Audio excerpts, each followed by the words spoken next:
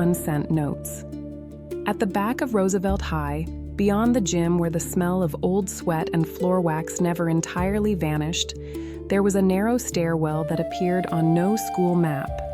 I found it in October on a rainy Thursday while looking for a biology poster I had forgotten in a storage room. The stairwell descended farther than the building should have allowed. Roosevelt High was 3 stories tall, yet I went down 5 flights, then 7, and at last reached a bronze door with no handle and a plaque engraved with these words, "The Hall of Unsent Notes." The door stood open. Inside was a corridor lined with lockers, not dozens, not hundreds, so many that the perspective bent under them and failed. Their metal doors, all painted the same tired blue as the lockers upstairs, receded into a distance so complete it seemed theological. Above them hung fluorescent lights that did not flicker and did not hum. The corridor was hexagonal, then rectangular, then circular, according to where one stood. At every junction, more corridors opened, all filled with lockers. It was less a basement than a universe disguised as school property. Each locker contained folded notes. I mean the old kind, lined paper torn from notebooks, margins full of doodles, initials, bad sketches of eyes, song lyrics, and the compressed handwriting of people who feared being caught. On my first visit, I opened 13 lockers. In one, I found a note that read, "Do you ever feel lonely in a room full of people?" Circle 1, yes, no, sometimes. In another, "I'm not mad, I'm just tired of pretending I'm not hurt." Another, "If I tell you the truth, will I lose you before I ever had you?" There were love notes, apology notes, cruel notes, absurd notes, notes consisting only of a name written over and over. Some were signed by students I knew. Some were signed by students who had graduated before I was born.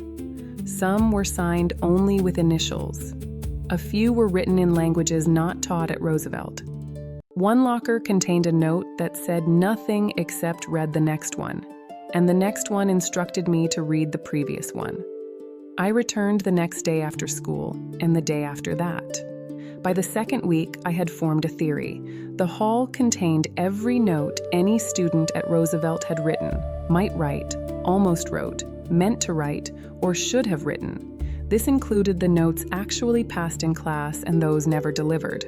The sent notes were easy to understand. The unsent notes were more dangerous. They were the museum of hesitation. They preserved what fear, pride, embarrassment, and timing had erased. I told no one until November, when Sadie Kim found me climbing over the chain near the old storage room. Sadie was in my English class. She had the rare talent of looking directly at people without making them feel examined. During discussions, she said things slowly, as if arranging furniture in a room no one else had noticed. "You've been disappearing," she said. "There's a place downstairs." "In the basement?"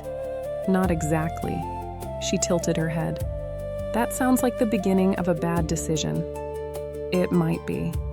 She came with me anyway. When Sadie first saw the hall, she did not gasp or ask how it was possible. She walked to the nearest locker, opened it, read the note inside, and sat down on the floor. "What is it?" I asked. She handed it to me. "I know your mom is sick and I don't know what to say, but I keep thinking that if I say nothing, then I'm making your loneliness bigger." It was unsigned. Sadie took the paper back. "My mom started chemo in August," she said. "I never told anyone except the counselor." I waited. "That note," she said, "is exactly what I wish someone would say." This is how our friendship began, not upstairs among announcements, quizzes, and crowded lunch tables, but below the school, in that impossible architecture of almost truths. After that, we went together. We developed rituals. We would choose a corridor at random, open 5 lockers each, then exchange the notes we found most unbearable. We tried at first to classify them. Notes of confession, notes of accusation, notes of longing, notes written at 2 a.m., notes clearly composed during geometry, notes that began as jokes and turned sincere halfway through. But the categories multiplied until classification became as endless as the hall itself. In December, Sadie found a note that said, "You act like everything is funny because if anyone sees where it hurts, they'll touch it." "That one's mine," she said. "You wrote it?"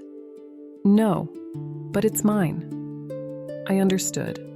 The hall did not merely contain messages, it contained mirrors. There were days when Roosevelt above felt smaller than a shoebox and crueler than history. People broke up between second and third period. Somebody got humiliated on social media. Someone else learned their parents were separating. In AP US history, we discussed wars and elections, but in the cafeteria, the real government was invisible. Glances, rumors, seating arrangements, the fragile treaties between friend groups. Teenagers are often accused of exaggerating their feelings. This is because adults forget that when the self is still forming, every affection and rejection enters it like weather into wet cement. The hall knew this. One afternoon in January, when snow made the windows upstairs glow white, Sadie seemed distant. She kept unfolding and refolding a blank sheet of notebook paper she had brought from class. "What are you looking for?" I asked. "A note I haven't found yet." "What does it say?" She was quiet for so long I thought she would not answer. "It says," she began, "I know you think your sadness makes you too much for people. It doesn't. I'm here. You don't have to become easier to love." I said nothing clever. The hall, with all its abundance, had not made me wise. It had only made me aware of the size of what people failed to say. At last, I asked, "Do you want to find it or hear it?" She looked up. This is the point at which I must confess my fear. I had come to depend on the hall because it relieved me of choosing words. Somewhere, in some locker, the perfect note existed. Somewhere, there was a message with the exact pressure and temperature required to cross the distance between two souls without distortion. As long as that was true, I could keep searching and never risk my own insufficient language. Sadie saved me by laughing, though there were tears in it. "That sounds like something from one of your weird basement scriptures," she said. "Maybe." She placed the blank paper on her knee. "What if we write the notes ourselves?" This proposal, so obvious and so terrible, seemed to violate the hall's logic. The hall suggested that language was infinite and individuals were small. Sadie proposed the opposite, that what mattered was not all possible sentences, but one chosen sentence, offered by one person to another at the correct mortal moment. We spent an hour writing, not masterpieces, not prophecies, just notes. Mine to Sadie said, "You don't have to be impressive with me. You can be scared, angry, quiet, messy, all of it. I'm not going anywhere just because I finally see you clearly." Her note to me said, "You hide in ideas when feelings get too sharp. I know because I do too. But I like the part of you that doesn't know what to say yet and stays anyway." We folded the notes and exchanged them. Then, because it seemed required, we placed copies in a locker near the bronze door. I do not know whether the hall had predicted them, preserved them, or needed them to complete itself. Perhaps every infinite archive waits for two ordinary people to answer it with something finite and true. By spring, I visited the hall less often. I do not mean that it vanished. I believe it remains under Roosevelt still, extending beneath the football field, the parking lot, the city, perhaps the earth. It contains every note that could be written by the lonely, the brave, the ashamed, the hopeful. It contains every version of "I miss you," every permutation of "I'm sorry," every tragic and comic attempt to say, "See me." But I no longer think its greatest lesson is that language is endless. Its greatest lesson is that, among infinite possible messages, two teenagers once chose to hand each other a real one. And that was enough to make a corridor in the universe lead briefly to home.